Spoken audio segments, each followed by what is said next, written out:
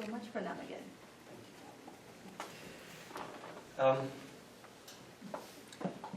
It's a pleasure to be here in this beautiful yoga studio this evening with all of you. And I think it'll be good if I can stand and speak. You know, I like looking at people when I speak to them. Or do you want me to take away the chair? No, let it be there. If I feel very tired, sort of collapse.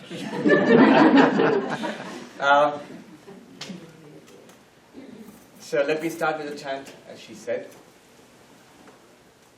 Om asato ma sadgamaya tamaso ma jyotirgamaya mrityurma amritam gamaya.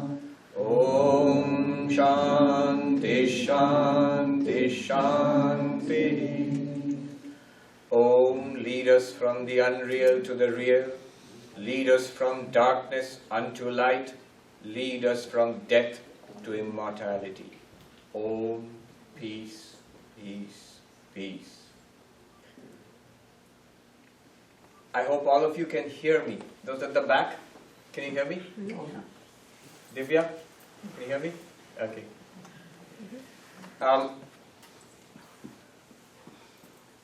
We are here at this yoga studio, and it's very appropriate that we are here today. It all began here in America and in the West with this person, Swami Vivekananda. Some of you may have read in the Wall Street Journal a few years ago, there was an article, the man who brought yoga to the West, and that was Swami Vivekananda.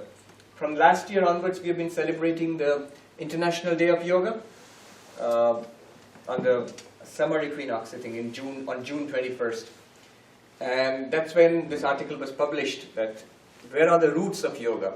In fact, if you read the book American Veda by Philip Goldberg, there he traces the entry and the spread and the influence of Indian philosophy, Indian thought in America and the West, and he traces it back. He begins the book with Swami Vivekananda. So he traces the influence of Indian thought in world thought, especially in America here, and in American culture. He starts with Swami Vivekananda.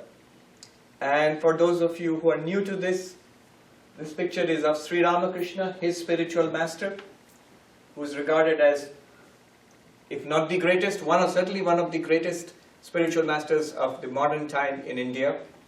And then Ma Sharada Devi, whom we call the Holy Mother. She was Sri Ramakrishna's wife, but she's not up there because she was his wife. She is regarded as an equally great saint and spiritual teacher in her own light.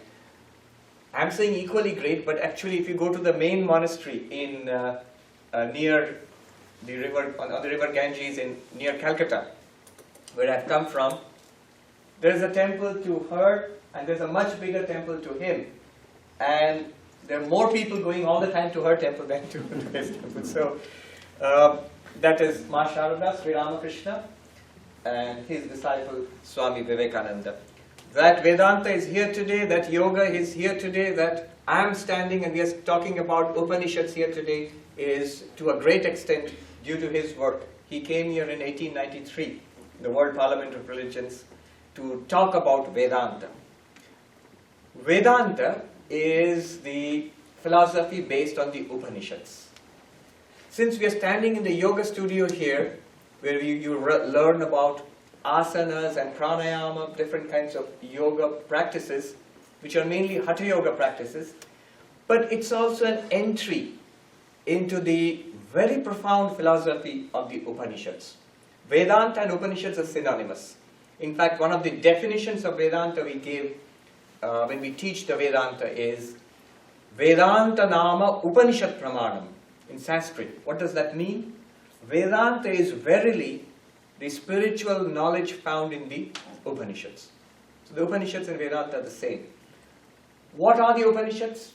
The Upanishads are the highest spiritual teachings found in the most ancient scriptures of the Hindus, the Vedas. The Vedas are the ancient scriptures of the Hindus, dated back at least to 6,000 years, and probably much more in oral transmission. And in them, a part of them, are the Upanishads, where you find the highest teachings, the highest spiritual teachings. And in fact, the Upanishads form the spiritual, the philosophical core of Hinduism. All of Hinduism can in some form or the other be traced back to the Upanishads. An incredible set of texts. There are several of them, we'll talk about that. What I'll do this evening is, I'm going to give some general introductory remarks about the Upanishads, and then we will take a look at the teaching itself, at the central teaching, and try to see what they are talking about. At least at the end of the talk, the takeaway from the talk will be a general idea about the Upanishads, but more importantly, a central teaching of the Upanishads. We should know what the central teaching is by the end of the talk. And if we follow very, very carefully, maybe even become enlightened. I'm not promising that. The second part of the talk will be an actual guided practice into the philosophy of the Upanishads, a philosophical inquiry to see who we really are. And I'd invite you to follow that very carefully. But first, a few words about the Upanishads. As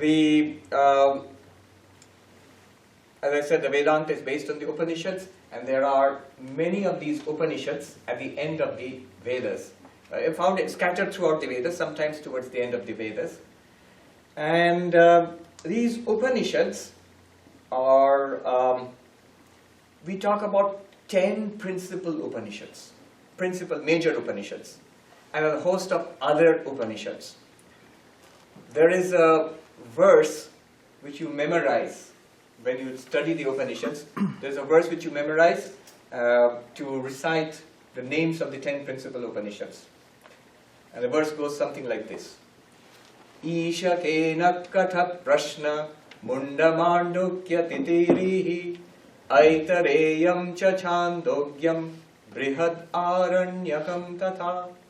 These are, it may sound like, I won't say Greek and Latin, sound like Sanskrit, but because it is. But it's just a list of names of the 10 major Upanishads. What are those 10 Upanishads? The Isha Upanishad, Kena Upanishad, Katha Upanishad, Prashna Upanishad, Mundaka Upanishad, Mandukya Upanishad, Taittiriya Upanishad, Aitareya Upanishad, the Chandogya Upanishad, and the Brihadaranyaka Upanishad. So these are the 10 major Upanishads. Who decided which are the 10 major Upanishads? It's just because about 1400 years ago, this is India. So whenever you talk about old, you mean really, really old. You're talking thousands of years. I remember we as a group of young monks were taken on a tour of some old temples in Bengal. In Bengal, the temples are not particularly old. Somebody was showing us a particular temple and saying, this is the oldest temple we have got in Bengal, the particular province of India I come from. And it's about 600 years old. And I could see those monks who had come from other parts of India, especially the south of India. They were smiling. For them, 600 years is not old at all. For them, if you go back 1,000 years, that you're beginning to talk now. So there are temples in the south of India which are more than 1,000 years old. Now, about 14 or 1500 years ago, there was this great Indian philosopher, Shankaracharya, who selected 10 of the Upanishads to write elaborate commentaries. And we are grateful to him that he did that, because these Upanishads are so old, the language is sometimes so archaic, it's difficult in some cases to make out what they are saying. It's only because he has written those commentaries again in Sanskrit, but now we understand how profound these teachings are. And he selected these 10 Upanishads. So that's why they are called 10 major Upanishads, but there are many others. You come across a list of 108 Upanishads in one of the Upanishads themselves, in the Muktika Upanishad, a minor Upanishad. You come across a list of 108 Upanishads. There, I can't resist telling the story. And that's another thing you have to be ready with Indian philosophy. There are stories and stories within stories and stories within stories within stories. And somebody said, whenever you start the Puranas, a class of Indian scriptures, they start at the beginning. And by the beginning, they mean really the beginning. They start with the beginning of the universe. Every story starts with the creation of the universe. In the Muktika Upanishad, the story goes like this.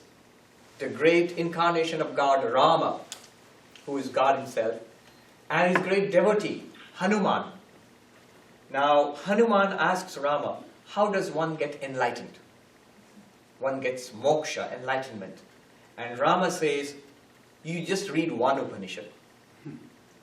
What is that Upanishad? He says it's the Mandukya Upanishad. Mandukyam ekameva alam. The Mandukya alone is sufficient. Mumukshunam vimuktai. For the liberation, for the enlightenment of those who want enlightenment. Mandukya Upanishad is alone is sufficient. And the Mandukya is actually the smallest of the Upanishads. It's just a few mantras. Just a few mantras. Mandukya Upanishad itself, without the Karika. So that the smallest Upanishad is very small. You can just write it down in half a page, the Mandukya Upanishad. And the biggest of the Upanishad, the Brihadaranyaka, is a voluminous. It's really big.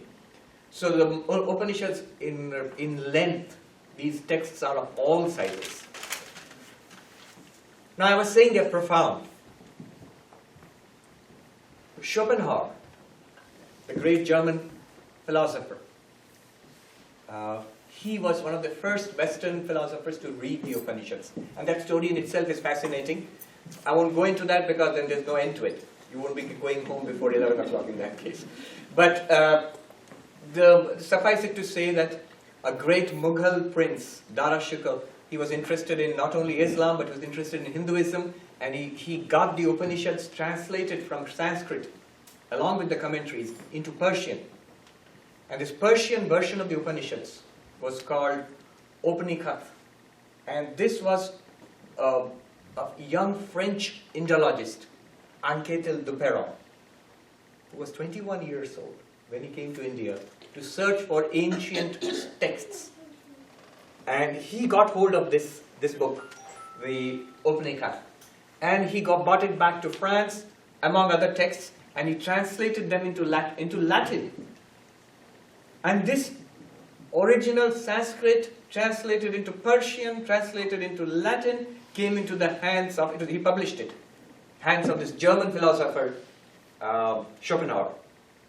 And he is on record as having said that I consider that there is no study in the world as edifying as the study of this Upanikhat, this text, except perhaps the originals.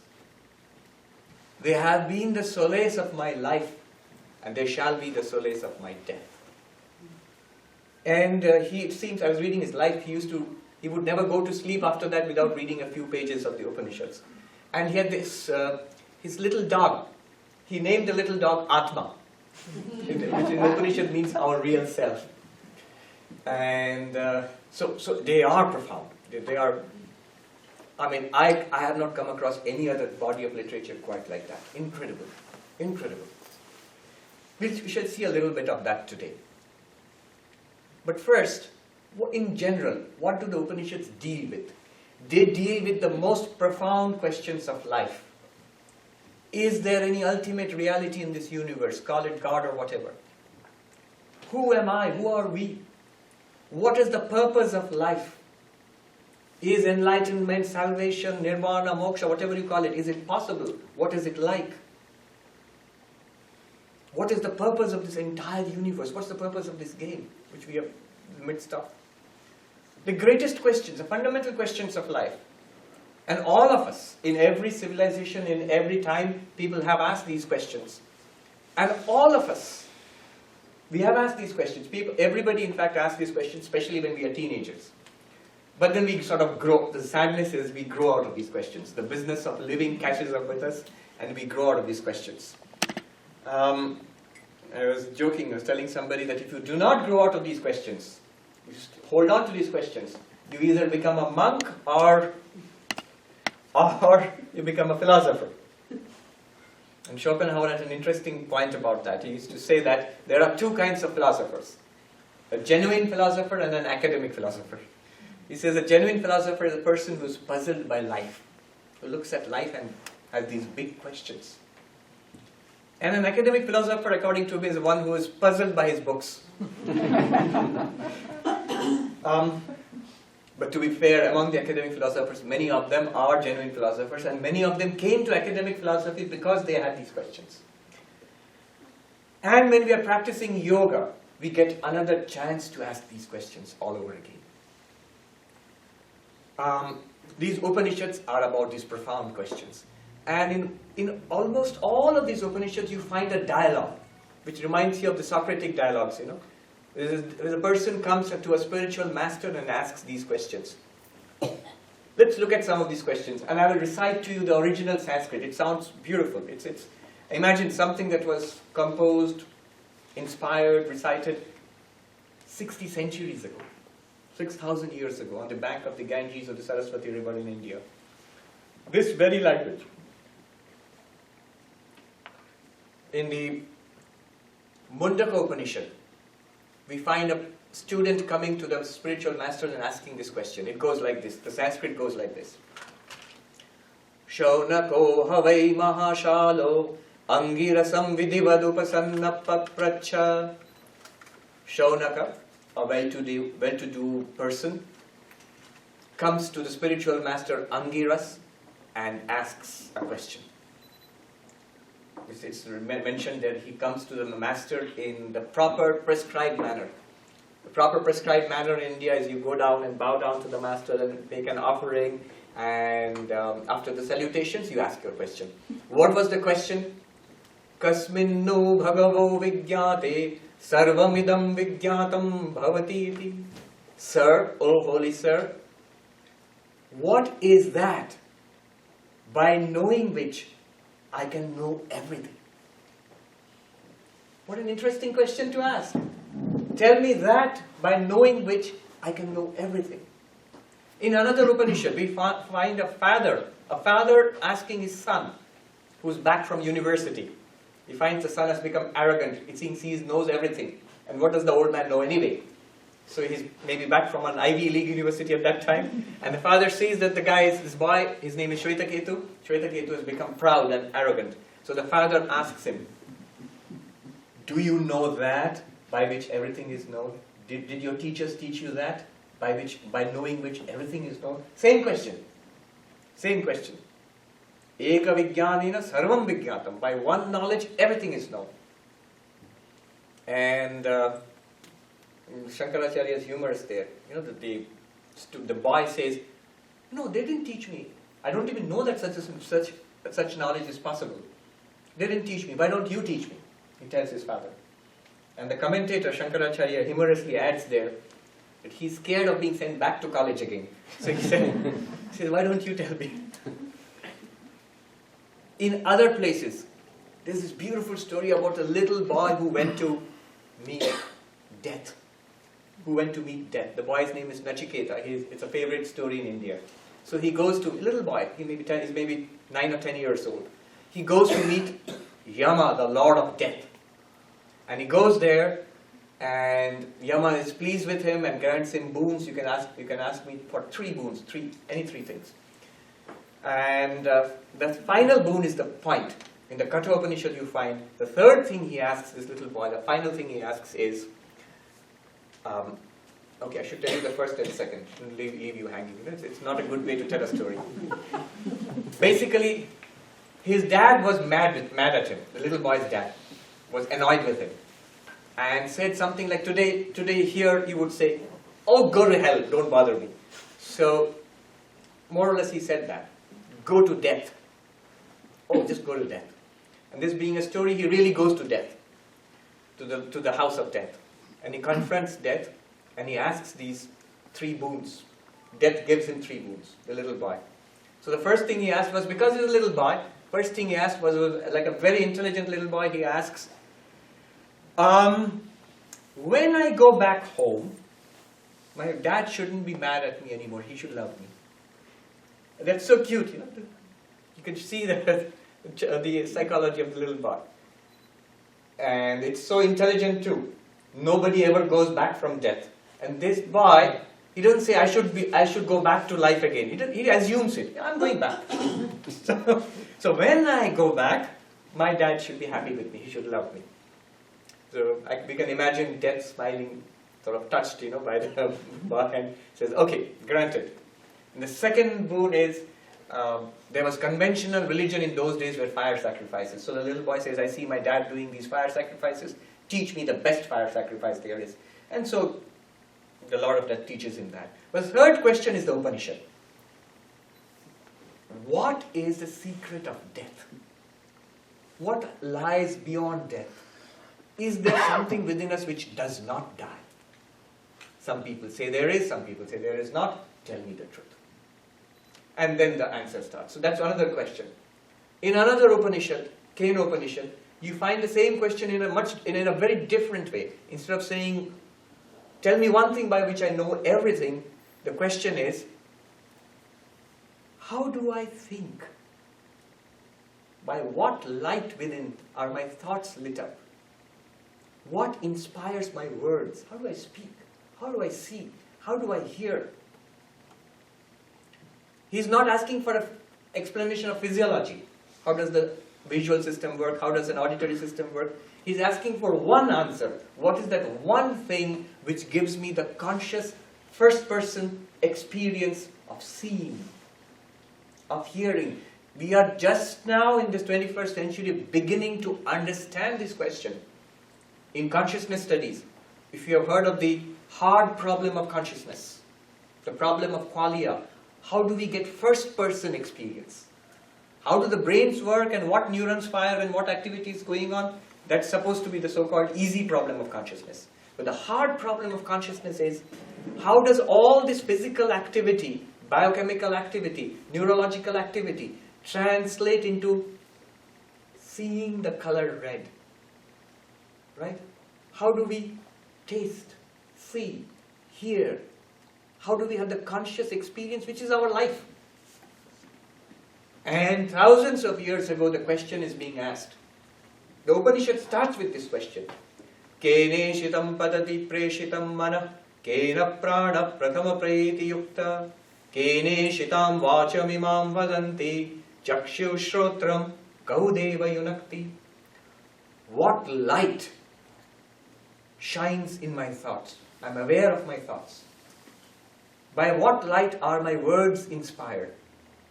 By what light am I able to see, hear, smell, touch? Our conscious life, our whole lives. He's basically asking about what? He's asking about consciousness. The question is about consciousness, the real nature of consciousness. He says, he calls it, what bright being within me shines through my senses and my mind? That's the question. I mean, one can only marvel at the depth and the sophistication of these questions. So, you have this range of questions. And what about the answer? Let me give you the answer in brief, and then we will go into the second part of the presentation where I'll guide you through this process. Come. Yeah. The answer goes like this. I'll quote from one of the Upanishads where the answer is found to be, let me quote from the Upanishad. It was a favorite with Swami Vivekananda when he came to this country. He would often chant the original Sanskrit, which I shall chant for you and then translate. What is the answer to these questions? By knowing what one thing, one knows everything. What is the light within me which shines through all my thoughts and feelings? The answer goes like this. Shrinvantu vishve amritasya putraha aye dhamani divyani tastu vedaham purusham mahantam aditya varnam tamasah parastat tameva viditva atimrityumeti nanyah pantha vidyate ayanaya. What does that mean? It's simple Sanskrit but very profound and poetic. It means, listen, ye children of immortal bliss. So the teacher is addressing all of us, all of humanity, as children of immortal bliss. Even those who dwell in higher spheres, the gods who dwell in heavens, you listen to, because what I'm going to say, you do not know. This highest teaching of the Upanishads. What is that? Vedaham Purusham Mahantam. I have realized that infinite being. Purusham Mahantam, infinite being. I have realized this infinite being. I have known that infinite being. What kind of infinite being? Aditya Varnam, blazing forth with a light like the sun. Not a material light like the sun, not a material light like this, the light of consciousness. Blazing forth. In the Bhagavad Gita, when Arjuna gets this experience in beautiful and awesome poetry, it's described as if 1,000 suns rise in the sky together. Not with the material light, would be burnt up. It's the light of consciousness. Tamasa Parastha, beyond all darkness, beyond the darkness of suffering and sorrow and death and limitation, there is some immortal reality which is beyond suffering and sorrow, our human limitations. Okay, suppose you have known such a thing, suppose such a thing exists. What good is it? What good does it do us? By knowing that alone, mortal man becomes immortal. One goes beyond death. One goes beyond suffering. Any other way? Any other way? We have other ways of overcoming suffering. You're sick, you go to the CVS, go to the doctor, assuming you have coverage. If you don't have coverage, there is a job, you can go and earn money. If you're bored, there's a television for you. Somebody said it's the golden age of television. You don't know, Swami, what you are missing. There's so many TV serials for you to see. So, if you're bored, you go to the television or play video games. But none of them are permanent solutions for the human condition. Every one of them has a limitation. They either come to an end and after that you are still dissatisfied, you still want more. Or they do not give you that satisfaction which you wanted from them. When you get it, you finally see this was not worth it. Everything in human life is infected with this problem, except spiritual enlightenment. That's the promise that there is something, an infinite existence. If you realize that, you go beyond the limitations, the human limitations of death, sorrow and suffering. So that's the answer. And all the Upanishads give it in different language. That's one point. But that's just the grand beginning theme. They go to something even greater. Where is this infinite reality? You're talking about an infinite consciousness, an immortal consciousness. Where is it? Where do I find it and how do I find it? And here comes the highest teaching of the Upanishads. If there's nothing you go away from this talk with, just go away with this.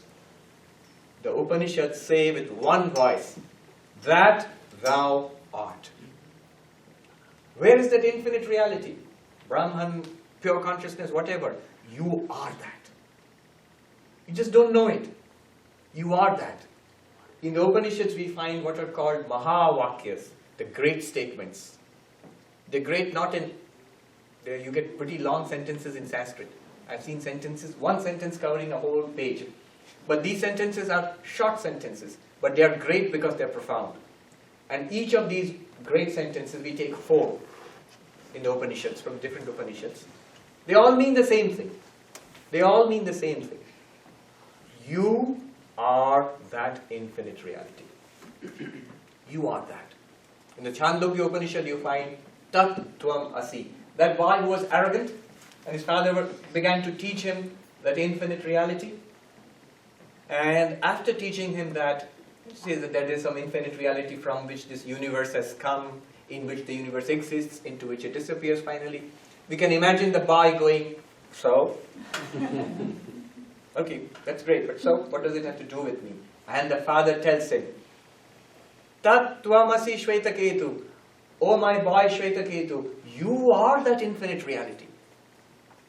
Now he can't go so, because we are now talking about him. What's the most interesting subject for each of us? I myself, the vertical I. Whether we admit it or not, we are infinitely interested in ourselves. And it's bad when it's the small self we are interested in. We see that it's bad. But it points to something interesting. There is something within us which deserves that attention. That thou art Shvetaketu. You are that infinite self which we are talking about. In the Brihadaranyaka Upanishad, we find even more directly, Aham Brahmasmi, I am Brahman. Brahman, the infinite reality. I am Brahman. People sometimes get shocked. Are you claiming I am God? Brahman is the word for God in Hinduism. Are you seriously saying that you are God? Yes, but not just me. You too, and everybody and everything is. Whatever we see in this life, whatever we experience, is an appearance of that reality. There's a famous Hindu monk who came to USA also. Now he had a brother who had some mental problems, and he was in an asylum in those days. So this monk, he went back to visit his brother, and his brother said, you say that I am God. I also say that I am God. And people revere you and fall at your feet, and they lock me up. It's so unfair. It's so unfair. Then his brother, the monk, explained to him, yeah, when I say I am God, I mean all of us are one with God. Everybody, irrespective of gender or caste or color, not even just human beings. All beings are one with God. We share the same divine essence. We are that. But the mistake you make is you say, I am God, worship me. And they lock you up, of course. Aham Brahmasmi, I am Brahman. In the Mandukya Upanishad, the little Upanishad I mentioned, which is the most powerful of the Upanishads, there you find, Ayam Atma Brahma. This very self is Brahman. Same meaning. That thou art, I am Brahman, this very self is Brahman. They all mean the same thing. And in the Aitareya Upanishad you find Prajnanam Brahma. Consciousness, this consciousness within, right now, this awareness, this sentience which we all experience, if you properly understand this, that is the infinite divine reality, Brahman. So these 4 sentences are called Mahavakyas. All of them mean the same thing. And all of them are the core teaching of the Upanishads. Okay. I think that's good as an advertisement, like an introduction. But shall we look deeper? Let's look deeper. What is this infinite reality? And how am I this infinite reality? And how can I know it? And how can I realize it? If that is the question, and that should be our question, can you show us a little more? Let's see a little more. The Upanishads say that to realize this reality is the purpose of life. Swami Vivekananda, he put it more directly. Each soul is potentially divine. To manifest this reality, to manifest this divinity is the goal of religion. And all religious practices, whether you are meditating, whether you are doing devotional practices, worshipping God, whether you are serving, doing good to others, or whether you are following the path of knowledge. This last one is what we are doing now. The path of knowledge, Jnana Yoga. By any one of these means, or by all of them, you realize the truth that you are Brahman and be free. This is the whole of religion. Books, temples, doctrines, churches, they are all secondary details. The real thing is to realize the divine within ourselves and be free of the sufferings of life. All these spiritual practices, he mentions Jnana Yoga, the path of philosophical inquiry, which is what we shall see today. Bhakti Yoga, the path of love, of devotional worship of God. Raja Yoga, the path of meditation, to which is related the Hatha Yoga that you do in a yoga studio. Raja Yoga is the path of meditation, to which is related the Hatha Yoga, the Ashtanga Yoga, and everything that you do in a yoga studio. He mentions Karma Yoga, the path of service to all beings, worshipping God in all beings through service. All of these paths, they have only one goal. The paths are different, the practices are different. They have only one goal, ultimately to know and realize this infinite reality within, Brahman within. So let's see. This is the second part of the talk. We'll take up any one of these approaches, any one of the Upanishads. Let me take it up. I thought of taking up the Taittiriya Upanishad, one of the Upanishads. Now from here, you have got to walk with me, because they're going to take us step by step deep within ourselves to uncover something we did not know that existed. The divine self within ourselves, that Brahman, infinite existence. So the Upanishad starts, the second chapter of the Upanishad starts like this. Brahma vedapnoti param. The knower of Brahman attains the highest. This statement. What I'm going to say from now on till the end is an explanation of this statement. What is the statement? The knower of Brahman attains the highest. If the knower of Brahman attains the highest, we should have three questions. What is this blessed Brahman you're talking about? What is it? Define it. And how do you know Brahman? Second. And what do you mean by the highest? What do I actually get? What happens when I know Brahman? Three questions. And then it proceeds to answer. Tad esha bhyukta satyam jnanam anantam brahma. It is said, question number 1, what is Brahman? It is said, the answer is, Brahman is infinite existence consciousness. Satyam, existence. Jnanam, consciousness. Anantam, infinite. Brahman is infinite existence consciousness. I will not go into the details of this. This does not concern us today. But if you're interested in going deeper into this, I have a talk on YouTube. Just search Defining God on YouTube. You'll get it. The whole talk is about Satyam Jnanam Anantam Brahman. This definition of Brahman. It's about that. But now we go to the second question. How do I know that I'm Brahman? We don't have much time, so definition we'll leave it theoretical later on. But let's just realize Brahman right now, before we run out of time. So we'll concentrate on the second question. How do I realize Brahman? And the answer given is, Yo Veda Nihitam Guhayam Paramebhyoman. What does it mean? It means, hello? It means, who realizes Brahman in the sacred space of his or her own heart. What does that mean, sacred space of the heart? It's very simple. It means you have to realize Brahman as I am Brahman. How do you realize Brahman? Not that this thing is Brahman, or this deity is Brahman, or that light is Brahman, or the universe is Brahman, but you have to realize it as I am Brahman. How do you do that? We'll come to that. But the third question, let me just touch upon it. What does it mean attains the highest?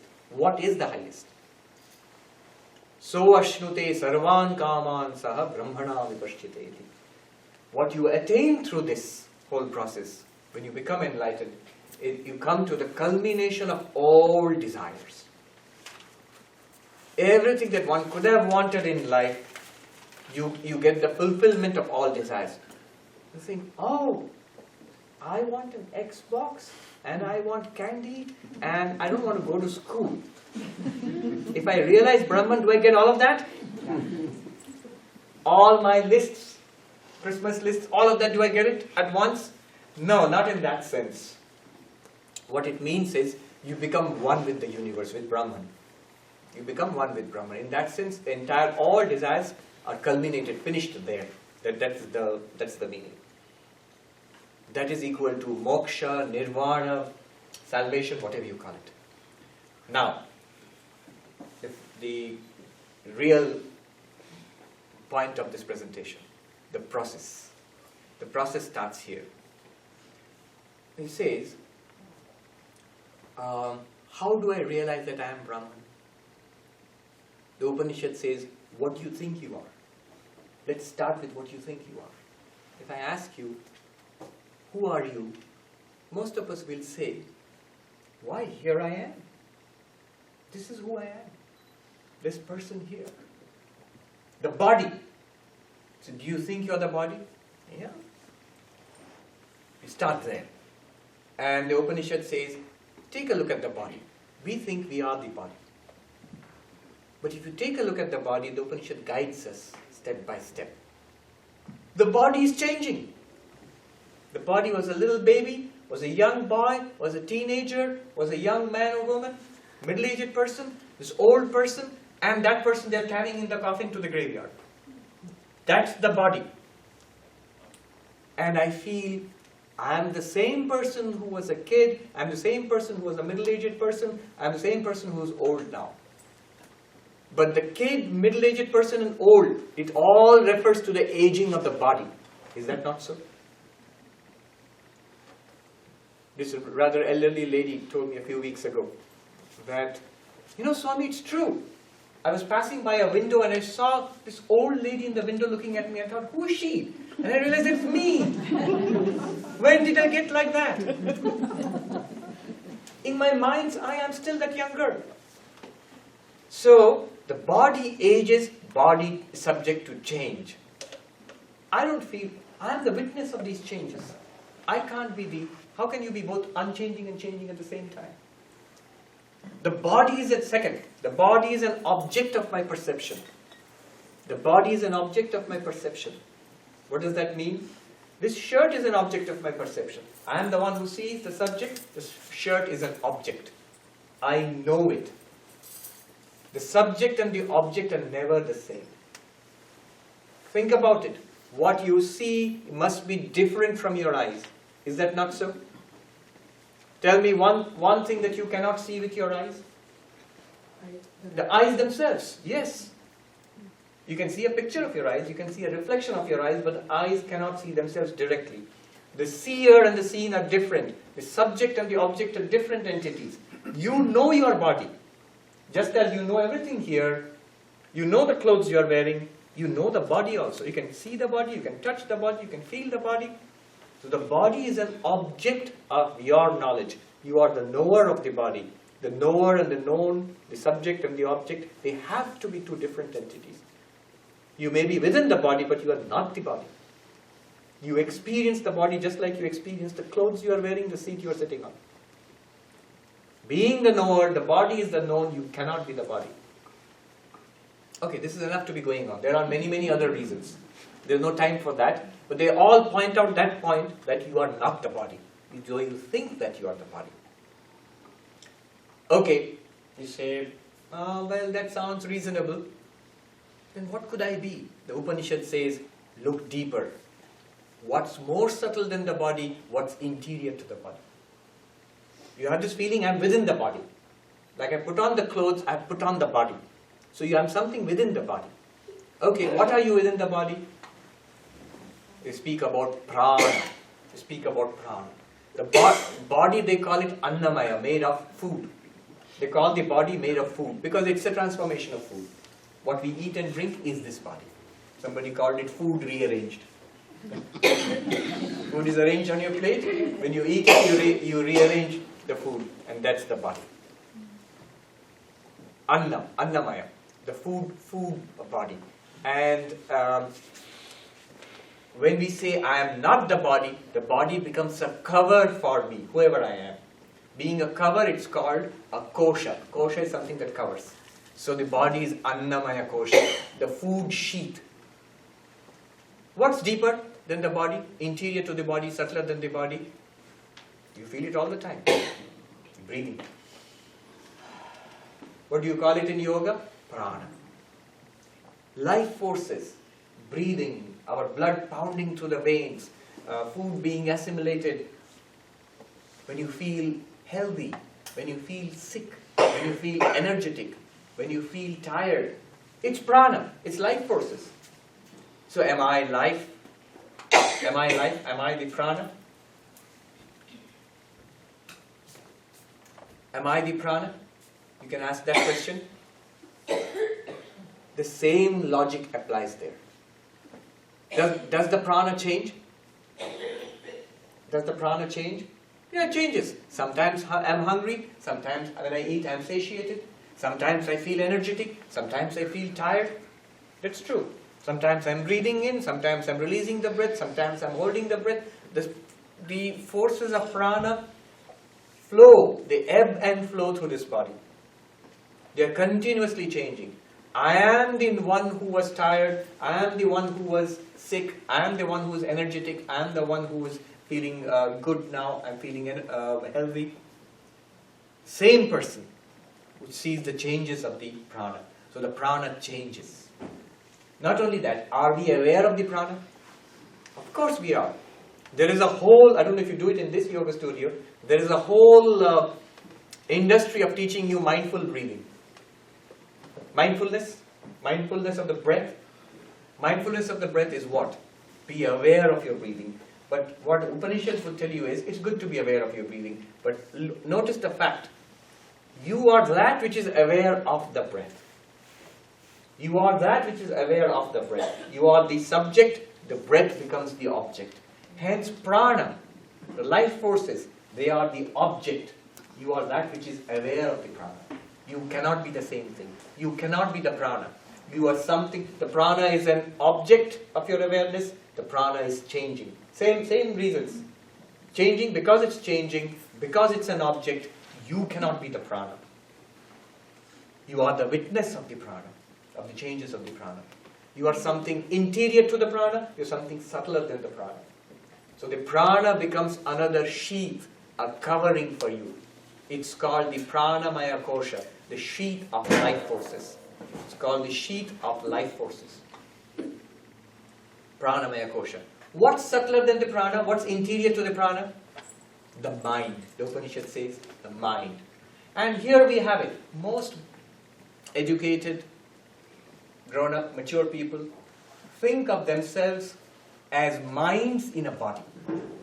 Most of us, we feel that we are this person in the body. We are this person in the body.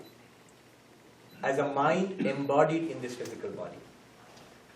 Now, are we the mind? Now you are equipped, you have the techniques. Apply the same techniques. Does the mind change? You say, oh yes it does. All the time. Very fast. Throughout the day. Right now I'm feeling upbeat. Next moment I'm feeling sick. I don't feel good. I'm feeling happy. Next moment I feel irritated. Right now I don't understand. Next moment I understand. So, mind keeps on changing. Memory. Mind includes memory also. Sometimes I can remember, sometimes I can't remember. We say tip of the tongue. I can't remember. So mind changes. I am aware of the changing mind. Is the mind an object of your awareness? We normally do not think that the mind is an object. We identify the mind with the subject. Mind is the subject and the world is the object. But are we not aware of the mind? If you are happy, are you not aware of the feeling of happiness in the mind? If not, who else is? If you are not aware of your own happiness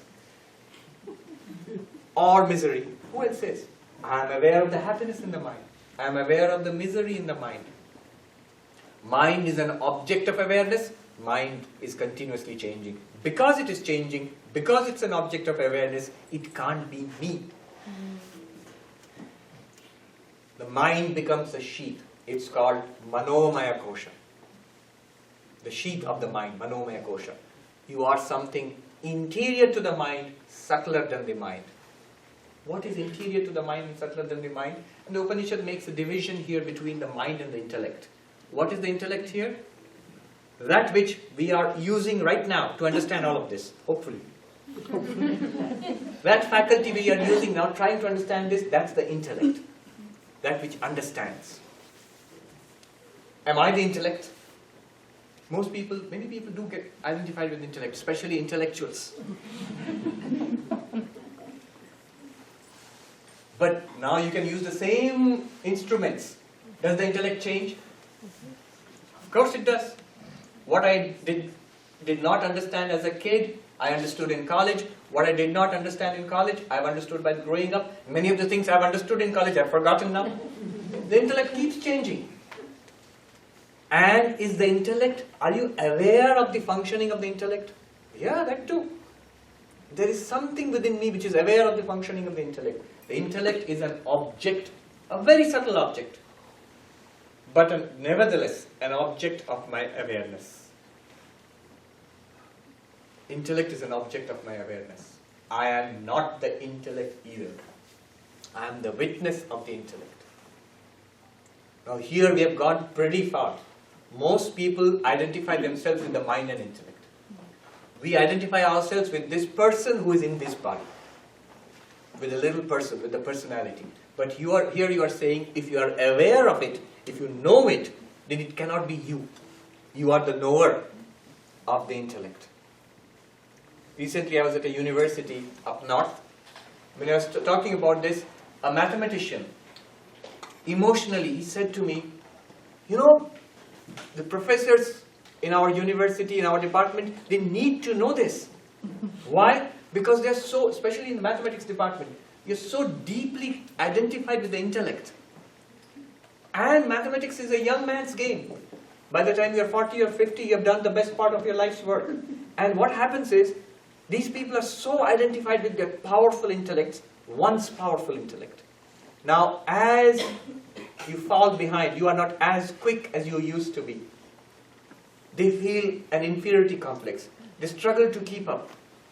You see, there are so many sad tales of once great teachers and researchers who are writing papers which are now worthless. And they feel this terrible thing that we are being left behind. We are far behind the field which we once dominated.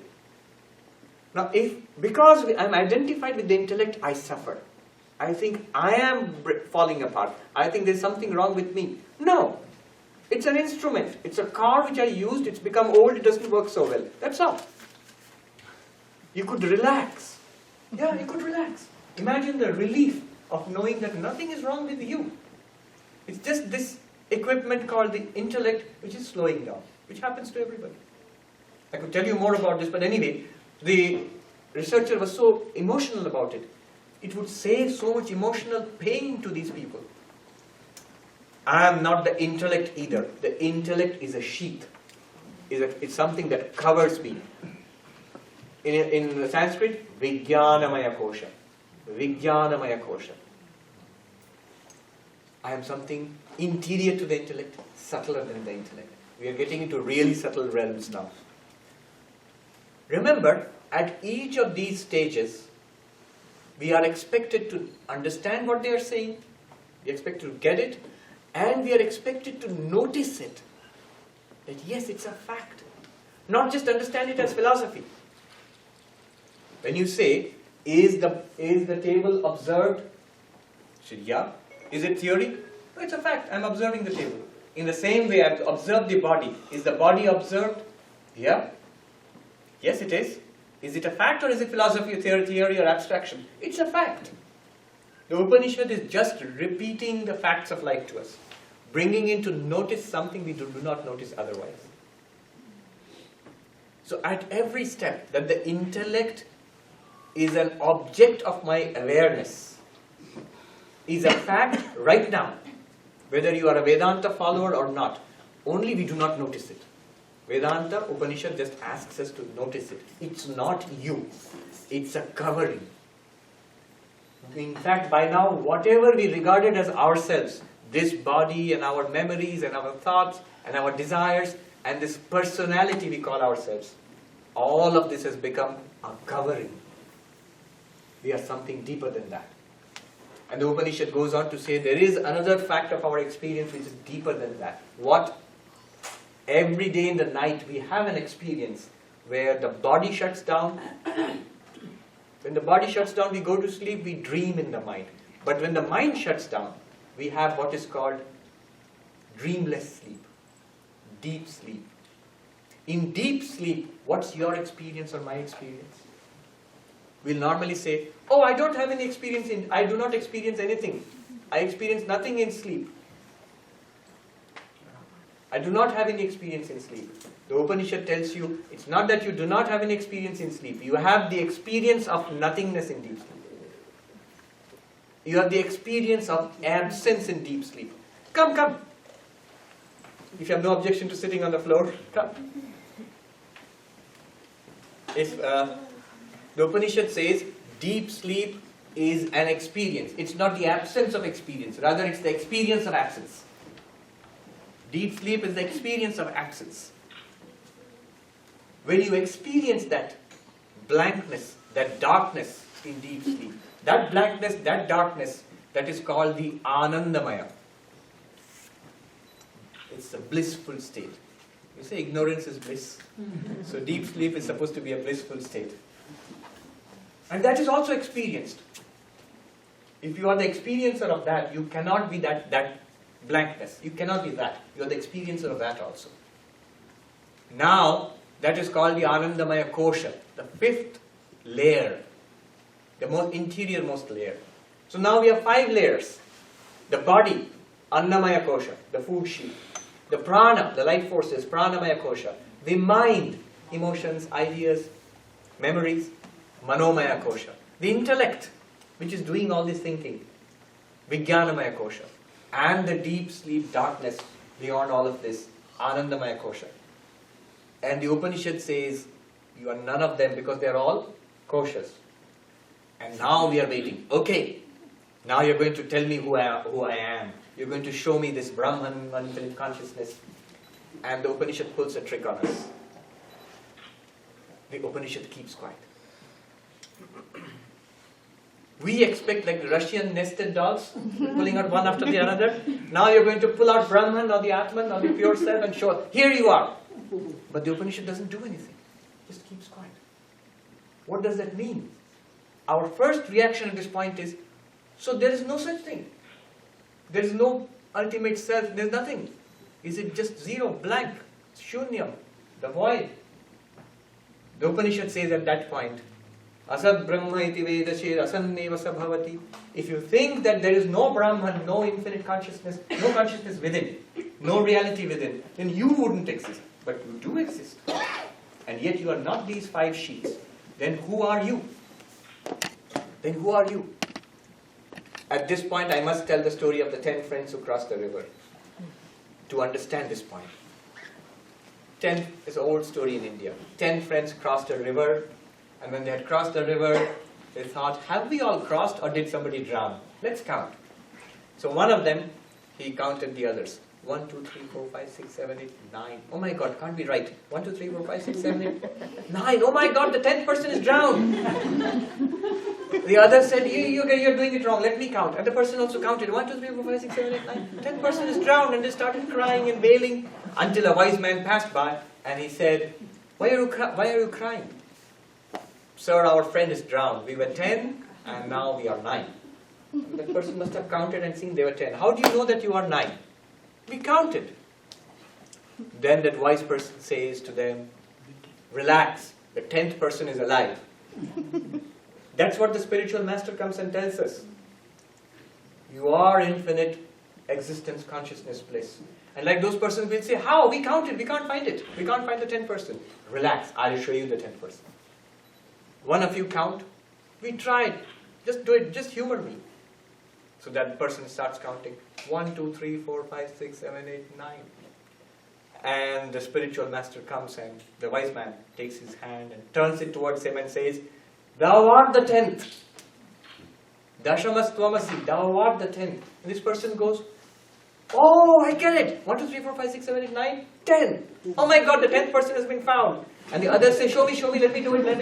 1, 2, 3, 4, 5, 6, 7, 8, 9, 10, wow. And they are all happy. They are all enlightened now. We are laughing at them, but we are doing exactly the same thing. Follow me now. This is the point of the whole presentation. Let's see if we get enlightened. The 5 sheets. Don't follow me just by intellect. Notice. Just notice. It's right here, right now. Just notice this. Sheath of the body. 1. Sheath of the prana, breathing in and out. Notice. 2. Sheath of the mind, thinking, feeling, remembering. 3. Sheath of the intellect, which I'm using now. 4. The blankness in deep sleep, where everything is shut down. 5. And the one which is doing all this counting. What is that?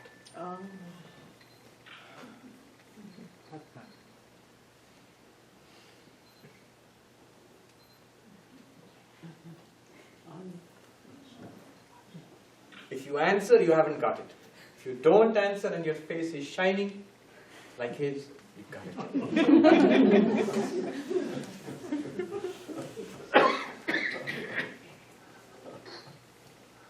Yeah.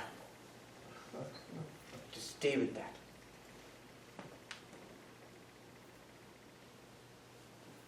We have really, I could go on, there's more to say about this.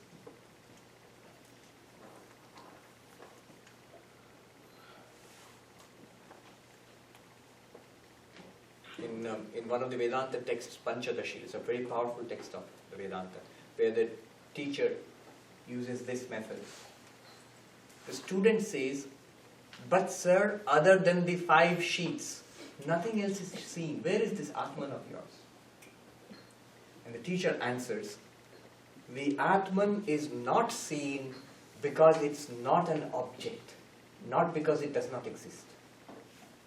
Appreciate the answer. The problem here, the only reason why we are not able to appreciate this, not able to realize it, not able to become enlightened, the only reason is we are looking for an object. What was the problem with the person who counted 9 people and couldn't find the 10th one? You will say, he didn't count himself. But I'll ask you, follow this carefully. Why did he not count himself? His problem is our problem. Why did he not count himself? What was he looking for? What was he doing? 1, 2, 3, 4, 5, 6, 7, 8, 9. And he was looking for? 10th outside of him. He found 9 and he wanted one more 10th. Which is exactly what we are doing when we go body, prana, mind, intellect, deep sleep, and we just end up with the blankness of deep sleep. I remember the first time I heard this, I was a novice, walking with this very strange old monk. He's dead now, but very strange. I don't know whether he was enlightened or not, but he was thought to be crazy. I was walking with this old monk, and I was a newcomer. And he was telling me this. I didn't know he was putting me through this process. He was telling me this. So beyond the body and the mind, and what do you feel? I said, if you think like that, I was trying to see what he was saying. Just a blankness. And I still remember, he whirled at me, grabbed my arm with big shining eyes, and he had a stutter. And he said, yes, beyond that darkness, the light beyond that darkness, get that. That's it. I didn't know what he meant. I just stared at him sort of. That darkness, the light beyond the darkness, the problem with me is I'm looking for a light beyond the darkness. I am the light behind the darkness. In what light is all this being counted? In what light are you now seeing? In what light are you hearing this? In what light do you experience your life? That was the question of the Kena Upanishad. You are that. When you realize you are that, you will realize every problem is in the world, in the body, in the mind, in the prana. There is no problem in that. Every change, birth and death, success and failure, honor and dishonor, insult and praise, all of that at the level of the body and the mind, not in that. Every difference, that we are different at the level of the body, at the level of the mind, not in that. In that we are all one. Vedanta shows us we are actually one being, all of us. Not just equal, not just same. We are actually virtually identical. We are one thing itself. And that's the idea of God that Vedanta has. Krishna is asked in the 13th chapter of the Gita. This is all very fine, 5 koshas and consciousness and everything. But what about God? You're talking about religion. Where is God in all of this? And Krishna says to Arjuna, Kshetragyam chapi mam vidhi sarva kshetreshu bharata. O Arjuna, know me to be that one consciousness in all beings. One light in all beings. I could go on, but I think if you have questions, if you're not enlightened yet. So any questions about the Upanishads, Vedanta, about this process? This process, by the way, is called Pancha Kosha Viveka, the analysis of the 5 states, the 5 sheets. 5 sheets. This is one way. This is just one method. There are other methods. In fact, the most powerful method I've left out today because that's really powerful stuff. That is Mandukya Upanishad, the little Upanishad which Rama told Hanuman about. That's the method of the 3 states of consciousness. Waking, dreaming and deep sleep. Where you analyze that and you come upon yourself. Questions? It's the same as the Ramana experience, right? Who am I? That's where he comes up. Ramana Maharshi? Yes. Who am I experience? The quest, who am I, is the quest of the Upanishads. There is no, there's a question there. Oh, you were going, I was just saying that there is no question of race here, no question of religion here, no question. You can be an atheist, you can be a Christian, a Buddhist, whatever, Hindu. It applies to everybody. They're not talking about believing this or believing that. In fact, they say you must not believe, you must see. There was a question, you had a question first, then I'll come to you. I'm going to try to ask this in the best way I can. I'll use the chair now, thank you. So, when one sees or when one recognizes and cannot speak of that which cannot be perceived, there is talk that God can be seen in form, and I know in that place that which cannot be perceived of who we truly are, that there is this peace, this joy, this unchanging peace that it's hard to put in words sometimes. My question is, and I know that when someone goes about the world, or at least this is what's been revealed to me, is when someone goes about the world and then they apply doing things in the physical world with that essence of that bliss, that peace, that joy. They do acts of kindness and they stay true to that. There's beautiful, in-depth type of things that kind of reveal where love is felt more deeply, where you just you hold the chest a little bit more, like whoa. I guess what I'm trying to ask is, I'm confused on whether or not like when I meditate, I go into this place where I just be with that peace, that grace, but I block everything else out. And I don't know if I should be open to receive objects or images in my mind, because I kind of tune all those things out to be with that. And I don't know if I'm at this place where I need to be open to just receive and know that I'm who I am that. I know that objects, that we're infused in that, but that's not who we truly are. That's what's being perceived. So my question is do I become open to that, or do I tune it out? Right. It's a beautiful question. And you, brother, you know what you're speaking of, but what I'll tell you, listen carefully. It's a perfect question to ask at this end of this talk, because it takes you to the next step. If we get what we were talking about right now, and stay there, after some time we'll come to this question. Now, in spiritual life, you must not only go away, you must come back to it. Go into the depths of your own heart, into the reality within, and then come back to it. Because the mind is still there, the body is still there, the world is still there. Remember, Swami Vivekananda defined religion not as knowing the divinity within. What did he define it as? As manifesting the divinity within. He said, my mission in life can be put in a few words. It is to preach unto humanity their inner divinity, and how to make it manifest in every movement of life. Not just remain there and tune out life, but again come back to life, into this world. And You're not coming back from that into this world, rather you're coming back into this world as that. Right?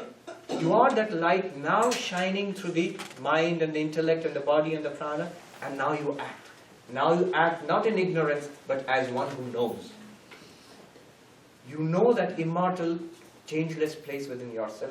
And don't say, I have an immortal, changeless place within myself, but the rest of it is a lot of troubles are there. You are that immortal, changeless place. So you have no trouble.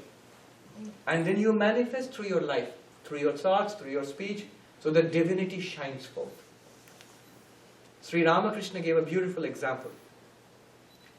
He once went to meet this devotee, Keshav Chandra Sen, who was the leader of a reform school of Hinduism called Brahmo Samaj. And Keshav Sen and his followers, they were just going to take a bath in the pond there. So they were entering the pond, and Ramakrishna came in front of them, and he said something very strange. He said, look, his tail has dropped off. The others burst into laughter. What does he mean? That sounds so funny. His tail has dropped off. What does it mean, tail has dropped off? But Keshav said, no, when he has said it, there is some deeper meaning to this. And they asked him, and he said, a tadpole, when it swims in water, it is a little tail. When the tail drops off and the tadpole becomes a frog, it can stay in the water, it can stay on land. And Sri Ramakrishna said, a mature spiritual seeker now can stay immersed in existence, consciousness, bliss, Satchidananda, or can come back to samsara and function beautifully when your tail has dropped off. Otherwise, this dichotomy remains.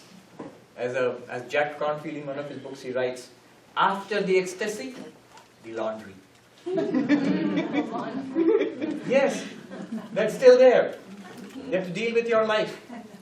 Can that help me, or does that just create a terrible gulf between the spiritual joy and bliss within and the world outside? The world outside is not different from that. I didn't go there. But it is that one reality by knowing which everything is known. In that one existence, consciousness, bliss manifests as all of this. You asked about experiencing God with form. Yes, absolutely. Just think about it. You are that infinite consciousness, unchanging consciousness, existence, bliss within yourself right now, within the 5 sheets. And yet here you are with a form. If you can take a form, can't God take a form? Of course God can take a form. So God can be Krishna, God can be Rama, God can be Vishnu, or Devi, or the Divine Mother, can be male or female, can be the Christ, can be in many forms, or can be without form. In essence, but Advaita Vedanta, non-dual Vedanta says, higher than all of this is that infinite existence, consciousness, bliss, which cannot be objectified, which we are at our core. But very good question. Thank you. There was a question there. So if we are all these are all the sheets, Yeah. and we are really that which does not have any form. So then, what is the purpose of all this? Is this all? It's a waste, isn't it? If you're already God, Yeah. then why have all this other stuff? All this, my son, my daughter, my Yeah. mother, my grandfather. What's the purpose of that?